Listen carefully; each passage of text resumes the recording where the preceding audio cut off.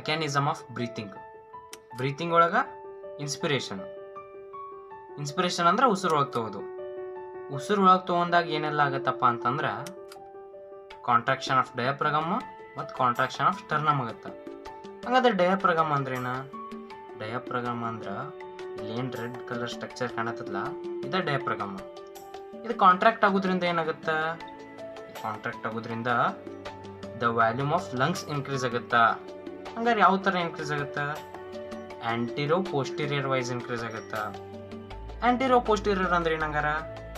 ಆಂಟಿರೋ posterior ಅಂದ್ರೆ length of lungs increase ಆಗೋದು.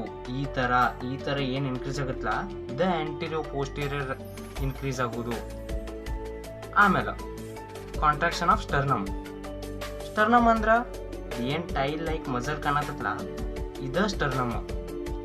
ಈ ಸ್ಟರ್ನಮ್ ಕಾಂಟ್ರಾಕ್ಟ್ ಆಗೋದ್ರಿಂದ ಏನಾಗುತ್ತೆ? ಇಲ್ಲೂ ಲಂಗ್ಸ್ ಆಫ್ ವ್ಯಾಲ್ಯೂಮ್ ಇನ್ಕ್ರೀಸ್ ಆಗುತ್ತಾ.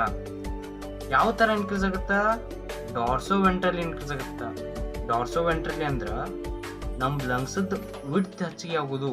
ವಿಡ್ತ್ ವೈಸ್ ಏನು ವ್ಯಾಲ್ಯೂಮ್ ಇನ್ಕ್ರೀಸ್ ಆಗುತ್ತಲ್ಲ, ಅದು ಡಾರ್ಸೋವೆಂಟ್ರಲಿ. ಇವೆರಡೂ ಒಳಗೂ ವ್ಯಾಲ್ಯೂಮ್ ಇನ್ಕ್ರೀಸ್ ಆತ. ಇವೆರಡರ ಸಲುವಾಗಿನ ನಮ್ಮ ಲಂಗ್ಸ್ ಒಳಗೆ ವ್ಯಾಲ್ಯೂಮ್ ಜಾಸ್ತಿ ಐತಿ. ಹೆಂಗೆ ವ್ಯಾಲ್ಯೂಮ್ ಜಾಸ್ತಿ ಆಗುತ್ತಲ್ಲ, ಹಂಗೆ ಪ್ರೆಷರ್ ಕಡಿಮೆ ಆಗುತ್ತಾ. ಈಗ ನಮ್ಮ ಲಂಗ್ಸಲ್ಲಿ ಏರ್ ಪ್ರೆಷರ್ ಕಮ್ಮಿ ಇದೆ ಆ್ಯಸ್ ಕಂಪೇರ್ಡ್ ಟು ಎನ್ವಿರಾನ್ಮೆಂಟ್. ಹಾಗಾಗಿ air moves from environment to our lungs. ಇಲ್ಲೇನು ಏರು ಎನ್ವಿರಾನ್ಮೆಂಟ್ ಟು ಅವರ್ ಲಂಗ್ಸಿಗೆ ಮೂವ್ ಆಯ್ತಲ್ಲ, higher concentration to lower concentration, ಈ ಪ್ರೊಸೆಸ್ಗೆ ನಾವು ಕಾನ್ಸಂಟ್ರೇಷನ್ ಗ್ರೇಡಿಯಂಟ್ ಅಂತೀವಿ.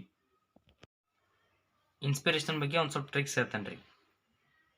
ಇನ್ಸ್ಪಿರೇಷನ್ ಒಬ್ಬ ನಾರ್ಮಲ್ ಹ್ಯೂಮನ್ ಬೀಯಿಂಗ್ ರೀ 1 ನಿಮಿಷಕ್ಕೆ 12ರಿಂದ 16 ಸತಿ ಬ್ರೀತ್ ಮಾಡ್ತಾನೆ. ಬ್ರೀತ್ ಅಂದ್ರೆ ಏನಿಲ್ಲ ರೀ, ಇನ್ಸ್ಪಿರೇಷನ್ ಪ್ಲಸ್ ಎಕ್ಸ್ಪಿರೇಷನ್ ಇವೆರಡೂ ಸೇರಿಸಿದ್ರೆ ಒಂದು ಬ್ರೀತ್ ರೀ. ಹಿಂಗೆ ಒಬ್ಬ ನಾರ್ಮಲ್ ಹ್ಯೂಮನ್ ಬೀಯಿಂಗ್ 12ರಿಂದ 16 ಸತಿ 1 ನಿಮಿಷಕ್ಕೆ ಬ್ರೀತ್ ಮಾಡ್ತಾನೆ ರೀ. ಹಂಗಾರೆ 1 ಗಂಟೆಗೆ ಎಷ್ಟಾದ್ರಿ? ಇದು 720 to 960 720ರಿಂದ 960 ಸತಿ ಬ್ರೀತ್ ಮಾಡ್ತಾನೆ ರೀ. ಇನ್ಸ್ಪಿರೇಷನ್ ಬಗ್ಗೆ ಒಂದು ಸ್ವಲ್ಪ ಕೀ ಪಾಯಿಂಟ್ಸ್ ರೀ. ಓವರಾಲ್ ಆಗಿ ಇನ್ಸ್ಪಿರೇಷನ್ ಒಳಗೆ ಕಾಂಟ್ರಾಕ್ಷನ್ ಪ್ರೊಸೆಸ್ ನಡೀತೈತೆ ರೀ. ಮತ್ತು ಯಾವಾಗಿದ್ರೂ ವ್ಯಾಲ್ಯೂಮ್ ಇನ್ಕ್ರೀಸ್ ಆಗೇ ಇರುತ್ತೆ ಮತ್ತು ಪ್ರೆಷರ್ ಕಡಿಮೆ ಆಗೇ ಇರುತ್ತೆ ರೀ. ಈ ವಿಡಿಯೋ ಇಷ್ಟ ಆದರೆ ಲೈಕ್ ಮಾಡಿ ಮತ್ತು ಶೇರ್ ಮಾಡಿ.